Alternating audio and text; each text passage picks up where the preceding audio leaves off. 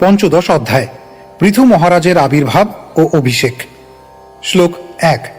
मैत्रेय उवाच अथ तस्य पुनर्विप्रैरपुत्रस्य महीपतेः बाहुभ्यां मध्यमानाभ्यां मिथुनं समपद्यत। অনুবাদ: মহর্ষি মৈত্রেয় বললেন, হে বিদুর, তারপর ব্রাহ্মণ ও ঋষিরা পুনরায় রাজা বেনের মৃত শরীরের বাহুদ্বয় মন্থন করেছিলেন এবং তার ফলে তার বাহু থেকে একজন পুরুষ এবং একজন স্ত্রী উৎপন্ন হয়েছিল। শ্লোক 2। तद्दृष्ट्वा मिथुनं जात मृषयो ब्रह्मवादिनः ऊचुः परमसन्तुष्टा विदित्वा भगवत्कलाम्। অনুবাদ: সেই ঋষিগণ বৈদিক জ্ঞানে পারঙ্গত ছিলেন। তারা যখন বেনের বাহু থেকে একজন পুরুষ এবং একজন স্ত্রীকে উৎপন্ন হতে দেখলেন, তখন তারা অত্যন্ত প্রসন্ন হয়েছিলেন, কারণ তারা বুঝতে পেরেছিলেন যে সেই মিথুন ভগবান শ্রী বিষ্ণুর অংশ সম্ভূত। তাৎপর্য: বৈদিক জ্ঞানে পারঙ্গত ঋষি ও মুনিরা যে পন্থা অবলম্বন করেছিলেন তা পূর্ণ ছিল। তারা রাজা বেনের সমস্ত পাপ কর্মের ফল বাহুকের উৎপত্তির দ্বারা অপসারণ করেছিলেন, যার বর্ণনা পূর্ববর্তী অধ্যায়ে করা হয়েছে। এইভাবে রাজা বেনের শরীর শুদ্ধ হওয়ার পর তা থেকে একজন পুরুষ এবং একজন স্ত্রী আবির্ভূত হয়েছিলেন, এবং সেই মহান ঋষিরা বুঝতে পেরেছিলেন যে তারা ছিলেন ভগবান শ্রী বিষ্ণুর অংশ সম্ভূত। এই বিস্তার অবশ্য বিষ্ণু তত্ত্ব ছিল না, তিনি ছিলেন বিশেষভাবে বিষ্ণুর শক্তির দ্বারা আবিষ্ট আবেশাবতার। শ্লোক 3। ऋषय ऊचुः एष विष्णोर्भगवतः कला भुवनपालिनी इयं च लक्ष्म्या सम्भूतिः पुरुषस्यानपायिनी। অনুবাদ: মহান ঋষিগণ বললেন, এই পুরুষ ভগবান বিষ্ণুর ভুবন পালন অংশ এবং এই স্ত্রীটিও ভগবানের সনাতনী লক্ষ্মীর অংশ সম্ভূতা। তাৎপর্য: লক্ষ্মী দেবী যে কখনো ভগবান থেকে আলাদা হন না, সেই কথা এখানে স্পষ্টভাবে উল্লেখ করা হয়েছে। জড় জগতে মানুষেরা লক্ষ্মী দেবীর প্রতি অত্যন্ত অনুরক্ত এবং তারা ধন সম্পদ লাভের জন্য তার কৃপা প্রাপ্ত হতে চায়, কিন্তু তাদের জানা উচিত যে লক্ষ্মী দেবী কখনো ভগবান বিষ্ণু থেকে পৃথক হতে পারেন না। জড়বাদীদের বোঝা উচিত যে লক্ষ্মী দেবীর পূজা ভগবান বিষ্ণুর সঙ্গে হওয়া উচিত এবং কখনো তাকে পৃথক বলে মনে করা উচিত নয়। যে সমস্ত জড়বাদীরা লক্ষ্মী দেবীর কৃপা লাভ করতে চায়, তাদের অবশ্য কর্তব্য হচ্ছে তাদের জড়জাগতিক ঐশ্বর্য লাভের জন্য একত্রে ভগবান বিষ্ণু এবং লক্ষ্মী দেবীর পূজা করা। যদি কোনো জড়বাদী মানুষ শ্রী রামচন্দ্র থেকে সীতা দেবীকে পৃথক করার রাবণ নীতি অনুসরণ করতে চায়, তাহলে তার সর্বনাশ হবে। যারা লক্ষ্মী দেবীর কৃপায় অত্যন্ত ধনবান, তাদের কর্তব্য হচ্ছে তাদের সেই ধন সম্পদের দ্বারা ভগবানের সেবা করা। এইভাবে তারা নিরুপদ্রবে তাদের ঐশ্বর্যশালী স্থিতি বজায় রাখতে পারবে। শ্লোক 4। अयं तु प्रथमो राज्ञां पुमान् प्रथयिता यशः पृथुर्नाम महाराजो भविष्यति पृथुश्रवाः। অনুবাদ: এই দুজনের মধ্যে যিনি পুরুষ, তিনি সারা পৃথিবী জুড়ে তার যশ বিস্তার করবেন। তার নাম হবে পৃথু। প্রকৃতপক্ষে তিনি হবেন সমগ্র রাজাদের মধ্যে অগ্রণী। তাৎপর্য: ভগবানের অনেক অবতার রয়েছেন। শাস্ত্রে উল্লেখ করা হয়েছে যে গরুড় শ্রীবিষ্ণুর বাহন, শিব এবং অনন্ত এরা সকলে ভগবানের ব্রহ্মরূপের অতি শক্তিশালী অবতার। তেমনি শচীপতি বা দেবরাজ ইন্দ্র হচ্ছেন ভগবানের কাম রূপের অবতার। অনিরুদ্ধ ভগবানের মনের অবতার, তেমনি পৃথু মহারাজ হচ্ছেন ভগবানের শাসন শক্তির অবতার। এইভাবে মহান মুনি ঋষিরা মহারাজ পৃথুর ভাবি কার্যকলাপের ভবিষ্যৎবাণী করেছিলেন, যাকে তারা ইতিমধ্যেই ভগবানের কলা বলে ঘোষণা করেছিলেন। শ্লোক 5। इयं च सुदती देवी गुणभूषणभूषणा अर्चिर्नाम वरारोह पृथुमेवावरुन्धति। অনুবাদ: অত্যন্ত সুন্দরী এবং সমস্ত সদ্গুণে বিভূষিতা এই রমণীটি ভূষণেরও ভূষণ স্বরূপা হবেন। তার নাম হবে অর্চি। ভবিষ্যতে তিনি পৃথু মহারাজকে তার প্রতিরূপে বরণ করবেন। শ্লোক 6। एष साक्षाद्धरेरंशो जातो लोकरिरक्षया इयं च तत्परा हि श्रीरनुजज्ञेन पायिनी। অনুবাদ: পৃথু মহারাজ রূপে পরমেশ্বর ভগবান তার শক্তির এক অংশের দ্বারা বিশ্বের সমস্ত মানুষদের রক্ষা করার জন্য আবির্ভূত হয়েছেন। ভগবানের নিত্য সঙ্গিনী হচ্ছেন লক্ষ্মী দেবী এবং তারই অংশে অর্চি রূপে পৃথু মহারাজের রানী হওয়ার জন্য অবতীর্ণ হয়েছেন। তাৎপর্য: ভগবদ গীতায় ভগবান বলেছেন যে যখনই কোনো অসাধারণ শক্তি দেখা যায় তখন বুঝতে হবে যে তা হচ্ছে ভগবানের বিশিষ্ট শক্তির প্রকাশ। এই প্রকার অসংখ্য ব্যক্তি রয়েছেন, কিন্তু তারা সকলেই সাক্ষাৎ বিষ্ণু তত্ত্ব নন। বহু জীব ভগবানের শক্তি তত্ত্ব রূপে পরিগণিত। বিশেষ উদ্দেশ্য সাধনের জন্য শক্তিপ্রাপ্ত এই প্রকার অবতারদের বলা হয় শক্তাবেশ অবতার। পৃথু মহারাজ ছিলেন ভগবানের এই প্রকার একজন শক্তাবেশ অবতার। তেমনি মহারাজ পৃথুর মহিষী অর্চি ছিলেন লক্ষ্মী দেবীর শক্তাবেশ অবতার। শ্লোক 7। मैत्रेय उवाच प्रशंसन्ति स्म तं विप्रा गन्धर्वप्रवरा जगुः मुमुचुः सुमनोधाराः सिद्धा नृत्यन्ति स्वस्त्रियः। অনুবাদ: মহর্ষি মৈত্রেয় বললেন, হে বিদুর, তখন সমস্ত ব্রাহ্মণেরা পৃথু মহারাজের মহিমা কীর্তন করেছিলেন, শ্রেষ্ঠ গন্ধর্বেরা তার যশগান করেছিলেন, সিদ্ধরা পুষ্প বৃষ্টি করেছিলেন এবং স্বর্গের অপ্সরারা মহা আনন্দে নৃত্য করেছিলেন। শ্লোক 8। शङ्खतूर्यमृदङ्गाद्या नेदुर्दुन्दुभयो दिवि तत्र सर्व उपाजग्मुर्देवर्षि पितॄणां गणाः। অনুবাদ: অন্তরিক্ষে শঙ্খ, তুর্য, মৃদঙ্গ এবং দুন্দুভি বাজতে লাগল। বিভিন্ন লোক থেকে দেবতা, মহর্ষি এবং পিতৃগণ তখন এই পৃথিবীতে এসেছিলেন। শ্লোক 9 এবং 10। ब्रह्मा जगद्गुरुर्देवैः सहाश्रित्य सुरेश्वरैः वैन्यस्य दक्षिणे हस्ते दृष्ट्वा चिह्नं गदाभृतः पादयोररविन्दं च तं वै मेने हरेः कलां यस्या प्रतिहतं चक्र मंशः स परमेष्ठिनः। অনুবাদ: দেবতা ও দেব শ্রেষ্ঠগণ সহ সমগ্র ব্রহ্মাণ্ডের প্রভু ব্রহ্মা সেখানে এসেছিলেন। মহারাজ পৃথুর দক্ষিণ করতলে বিষ্ণুর হাতের রেখা এবং দুই পদতলে পদ্মচিহ্ন দর্শন করে ব্রহ্মা বুঝতে পেরেছিলেন যে মহারাজ পৃথু হচ্ছেন ভগবানের অংশ, কারণ তার করতলে চক্র রেখা অন্য রেখার দ্বারা প্রতিহত হয় না বা বিলুপ্ত হয় না। তাকে পরমেশ্বর ভগবানের অংশ অবতার বলে বুঝতে হবে। তাৎপর্য: ভগবানের অবতার চেনার এক বিশেষ পদ্ধতি রয়েছে। আজকাল যে কোনো ভণ্ডকে ভগবানের অবতার বলে মনে করার একটা সস্তা ফ্যাশন দেখা দিয়েছে, কিন্তু এই বর্ণনাটি থেকে আমরা দেখতে পাই যে ব্রহ্মা স্বয়ং পৃথু মহারাজের করতল এবং পদতলে কতকগুলি বিশেষ চিহ্ন পরীক্ষা করে দেখেছিলেন। বিজ্ঞ মহর্ষি এবং ব্রাহ্মণেরা পৃথু মহারাজকে ভগবানের অংশ বলে স্বীকার করে ভবিষ্যৎবাণী করেছিলেন। শ্রীকৃষ্ণ যখন এই পৃথিবীতে প্রকট হয়েছিলেন তখনও এক রাজা নিজেকে বাসুদেব বলে ঘোষণা করেছিল এবং শ্রীকৃষ্ণ তাকে সংহার করেছিলেন। কাউকে ভগবানের অবতার বলে মনে করার পূর্বে শাস্ত্রে বর্ণিত লক্ষণ অনুসারে তার পরিচয় যাচাই করা উচিত। এই সমস্ত লক্ষণবিহীন ভণ্ডরা ভগবানের অবতার বলে নিজেদের জাহির করতে যাওয়ার ফলে অধিকারীদের দ্বারা নিহত হবে। শ্লোক 11। तस्याभिषेक आरब्धो ब्राह्मणैर्ब्रह्मवादिभिः आभिषेचनिकान्यस्मै आजह्रुः सर्वतो जनाः। অনুবাদ: তখন ব্রহ্মবাদী ব্রাহ্মণেরা রাজার অভিষেকের আয়োজন করেছিলেন। লোকেরা তখন চতুর্দিক থেকে সেই অনুষ্ঠানের জন্য বিবিধ দ্রব্য সম্ভার সংগ্রহ করেছিলেন। এইভাবে সেই অনুষ্ঠান সার্থক হয়েছিল। শ্লোক 12। सरित् समुद्रागिरयो नागा गावः खगा मृगाः द्यौक्षितिः सर्वभूतानि समाजहुरुपायनम्। অনুবাদ: সমস্ত নদী, সমুদ্র, গিরি, পর্বত, নাগ, গাভী, পক্ষী, পশু, স্বর্গলোক এবং পৃথিবীর সমস্ত জীবেরা তাদের ক্ষমতা অনুসারে রাজাকে দেওয়ার জন্য বিবিধ প্রকার উপহার সংগ্রহ করেছিল। শ্লোক 13। सोऽभिषिक्तो महाराजः सुवासा साध्वलङ्कृतः पत्न्यार्चिषालङ्कृतया विरेजेऽग्निरिवापरः।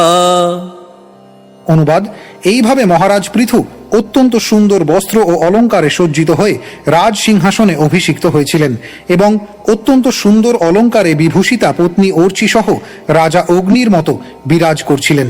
শ্লোক 14।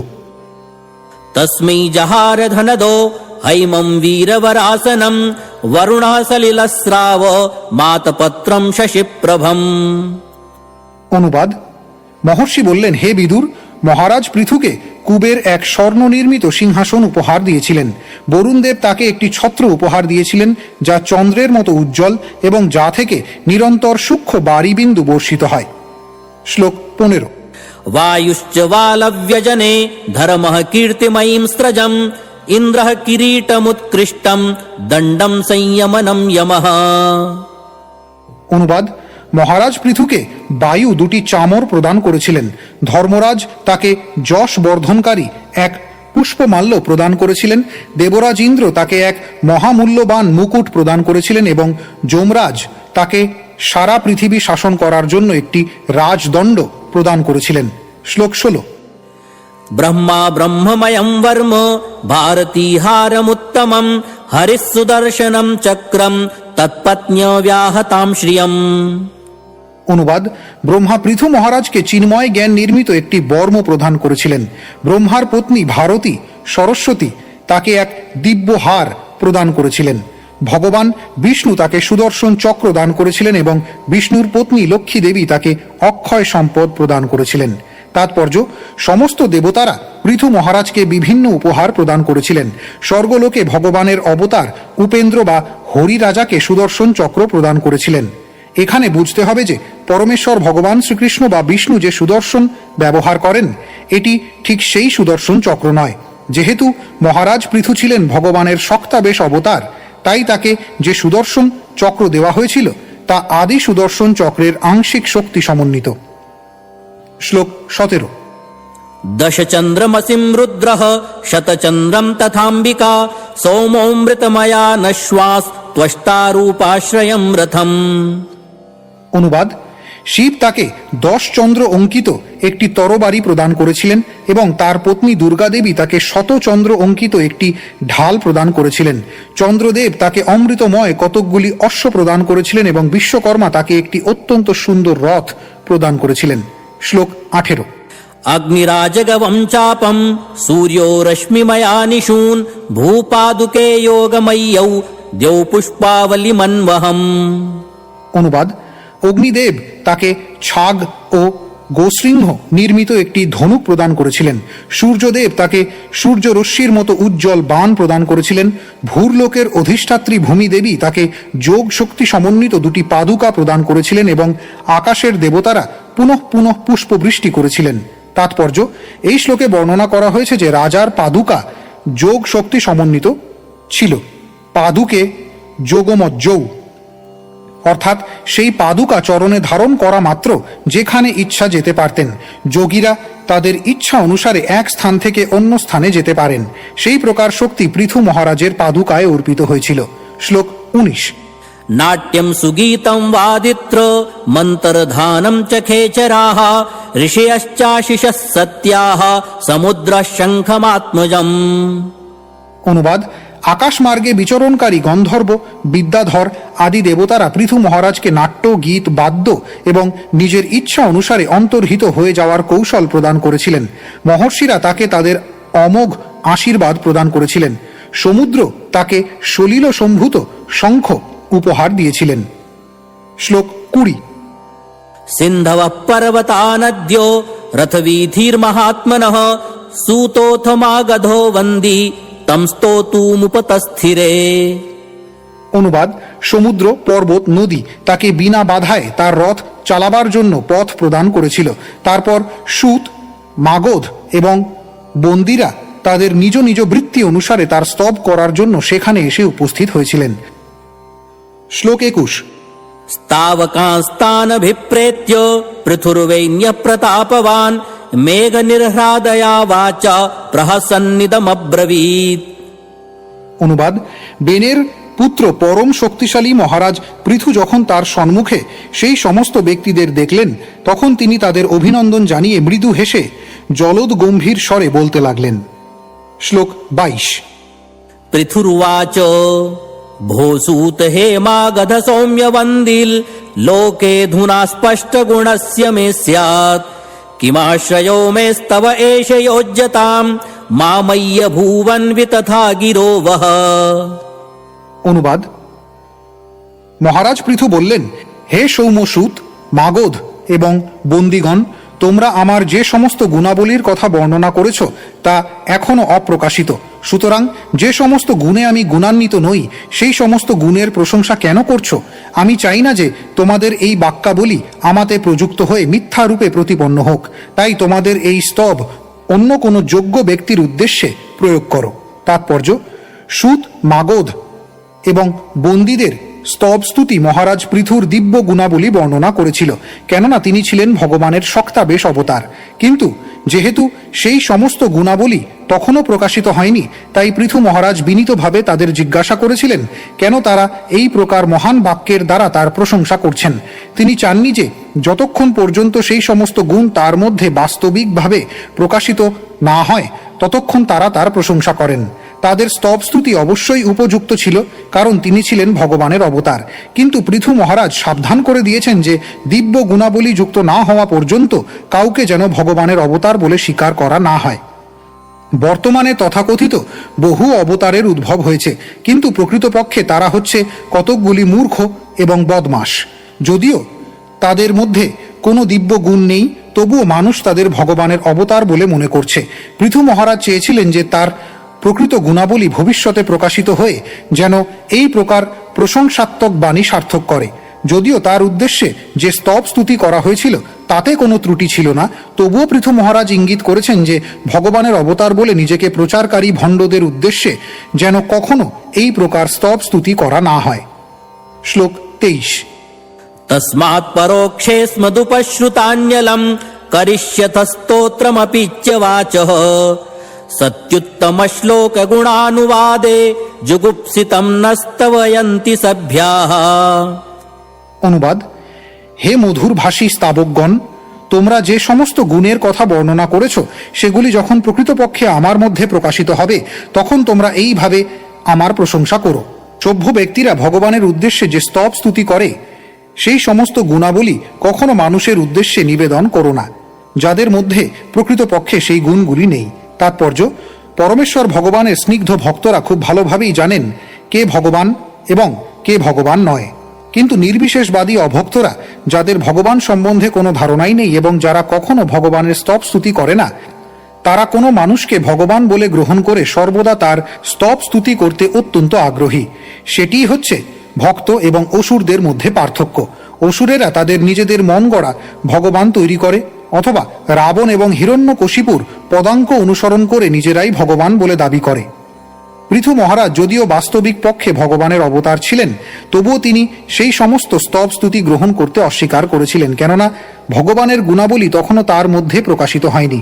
তিনি এই কথা জোর দিয়ে বোঝাতে চেয়েছিলেন যে কেউ যদি প্রকৃতপক্ষে এই সমস্ত গুণগুলির অধিকারী না হয় তাহলে তার অনুগামীদের এবং ভক্তদের তার যশ কীর্তনে যুক্ত করা উচিত নয়, যদিও ভবিষ্যতে সেই সমস্ত গুণগুলি তিনি প্রকাশ করতে পারেন।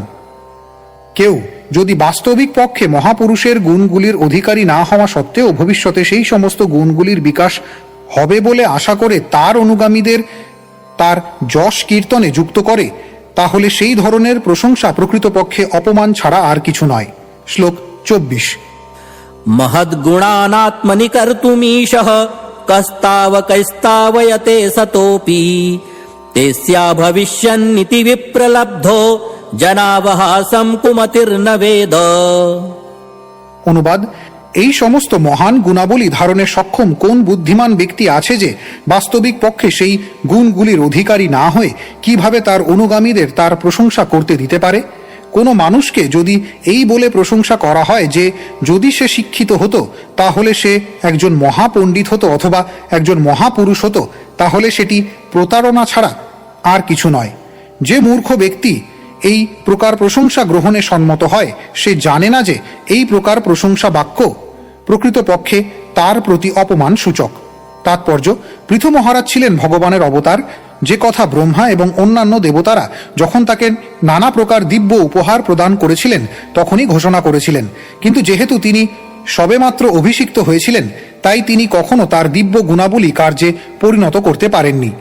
তাই তিনি ভক্তদের সেই সমস্ত স্তব স্তুতি গ্রহণ করতে অস্বীকার করেছিলেন। পৃথু মহারাজের এই আচরণ থেকে তথাকথিত ভগবানের অবতারদের শিক্ষা গ্রহণ করা উচিত। দিব্য গুণাবলীবিহীন অসুরেরা কখনো যেন তাদের অনুগামীদের কাছ থেকে মিথ্যা প্রশংসা গ্রহণ না করে। শ্লোক 25।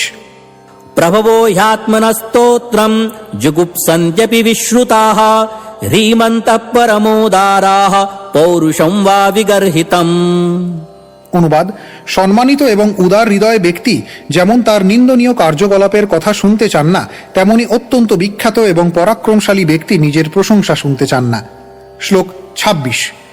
वयं त्वविदिता लोके सूताद्यापि वरीमभिः कर्मभिः कथमात्मानं गापयिष्याम बालवत्। অনুবাদ: মহারাজ পৃথু বললেন, হে সূত আদি ভক্তগণ, আমার কার্যকলাপের দ্বারা এখনো আমি প্রসিদ্ধ হইনি, কারণ তোমাদের বন্দনীয় কোনো কার্য এখনো পর্যন্ত আমি করিনি। অতএব একটি শিশুর মতো আমি কিভাবে তোমাদের আমার গুণগান কার্যে নিযুক্ত করতে পারি? ইতি শ্রীমদ্ ভাগবতের ৪র্থ স্কন্ধের পৃথু মহারাজের আবির্ভাব ও অভিষেক নামক ৫ম অধ্যায়ের ভক্তি বেদান্ত তাৎপর্য।